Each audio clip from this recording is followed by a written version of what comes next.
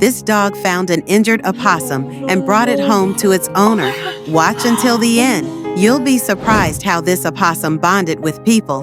The owner gave it a soft bed to rest and some food. Soon he was shocked to see it was pregnant.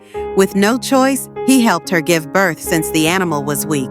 He quickly brought her to a clinic so experts could take care of her. Opossum mothers carry their babies, called joeys, in their pouch for 2 to 3 months. After that, the babies ride on their mother's back for 1 to 3 more months. As they slowly grew, it was amazing to see their unity and love as a family.